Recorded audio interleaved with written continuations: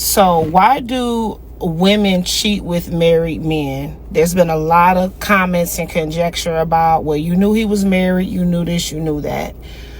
Yes, women can know a man is married and still choose to be involved with him because of the security, and maybe the opportunity that it brings. In my case, here on Faith Unfiltered, we talk about things that go against what Christianity teaches, and this one is no different. A pastor and his mistress.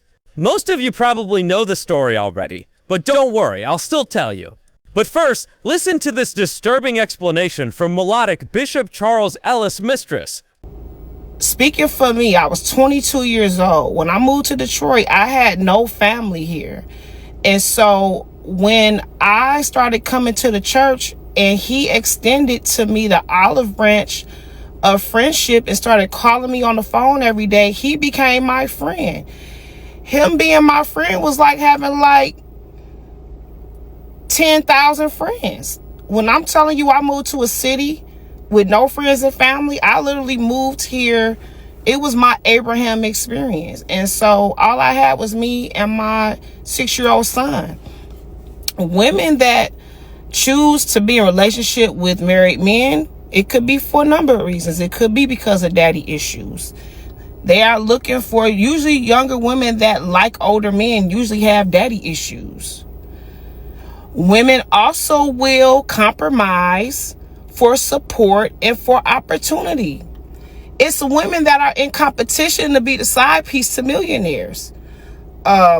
Just look at the NBA. Look, it's always some woman somewhere that's sitting back quietly, being okay with a wealthy, successful man paying her bills.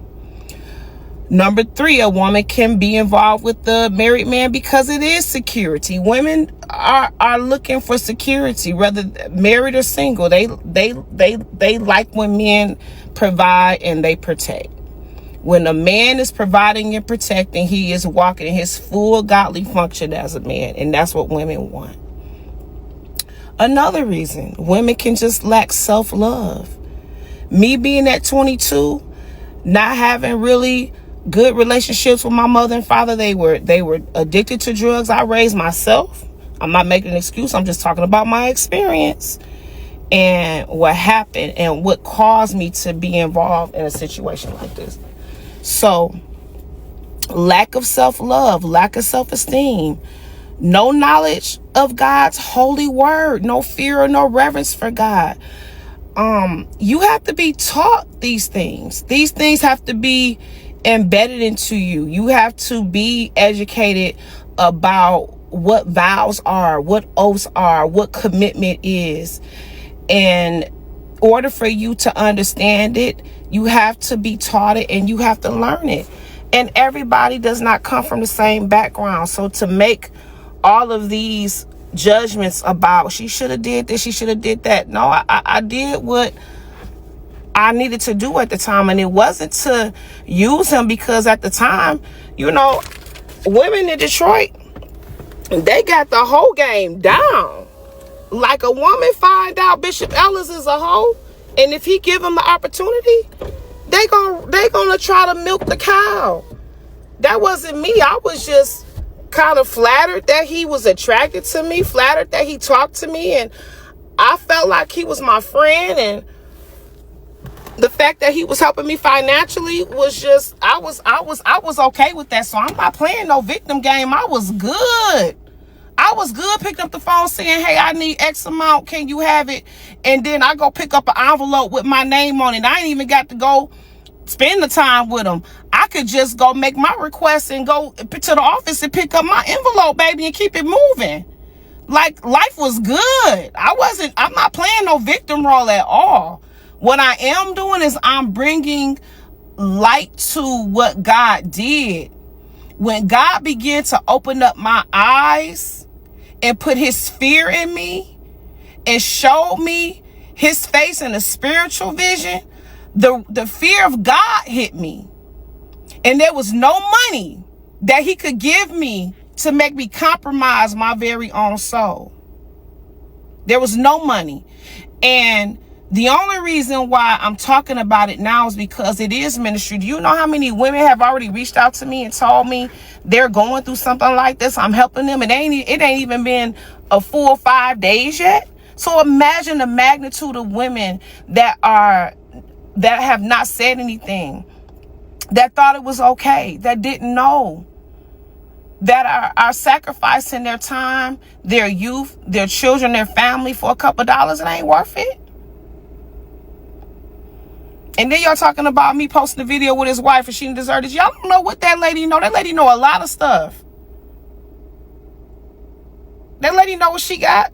She know who she dealing with. She seen me in his office before.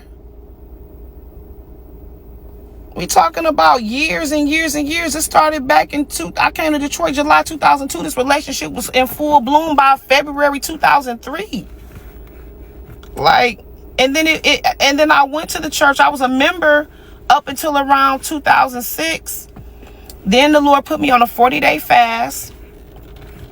I had that dream, and I began then to wiggle my way and to exit the church. And do you know, when I exited the church, the next church that I went to, he had the nerve to tell me that the next man of God whose church I was going to was rumored to be gay. And I thought to myself, but you a ho, but you judging him, calling him gay. So yeah, this is coming out, and I'm not, again, this is not about exploitation, but it's about, it is the truth. And so I don't have to defend the truth. I don't have to lie. Women do things for different reasons. What we have to do is identify our root cause for the reasons why we make the decisions that we make. Is it a daddy issue? Is it a lack of self-esteem? A lot of women like to compete with the other woman. Oh, well, I'm number 2. His wife is his wife is beautiful. At the time, in my 22-year-old mind, I felt flattered. She is beautiful. I'm like, well, wow, I must be beautiful too. He like me? Wow. I had to grow up. This is a growing developmental thing that took place. And so we have to just increase our understanding and understand when we're raising our daughters. You don't market your daughter to sell her body, sell her vagina. That's not cool. It's a lot of women that could have been wisdom and knowledge for me. It's a lot of women that really, they were living vicariously through me. It's a lot of women really wanted to be in my position. You know how many women want his phone number and can call his phone and say, I need this, I need that? It's a lot of women would trade places and be a side piece for the opportunity that it is. So that's my story time so far. I hope this answered a lot of questions for y'all. Y'all be blessed. Back in 2002, there was a young woman, just 22 years old, a single mom going by the name Melodic Story on TikTok. She used to be a member at Greater Grace Temple. Now she says that's when things started between her and Bishop Charles H. Ellis III. Yes, the big preacher himself. According to her, it all kicked off after he baptized her child right there in his office because she wasn't married. From then on, it was an on and off thing for years, all the way to around 2018.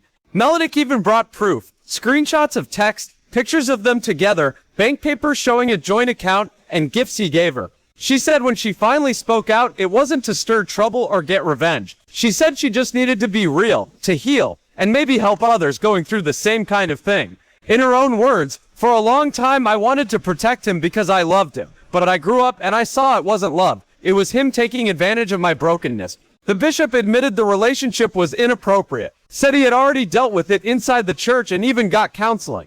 But he denied some of what she claimed, especially about money and that joint account, and brought in lawyers to look at it. Melodic didn't back down. She said the whole thing hurt her spiritually and emotionally. He could have just said, I'm wrong, I apologize, but God showed me my worth, she wrote. I'm not just a man or a woman, I'm God's. Now she's about to put it all in a book called The Bishop, His Wife, and Me, and she says it's more than just a story, it's her life. Raw, true, redeemed. This isn't just church gossip, it's about power. It's about broken trust. It's about how you heal and find yourself again after you've been used. And now, she's telling her truth. He's facing the fallout.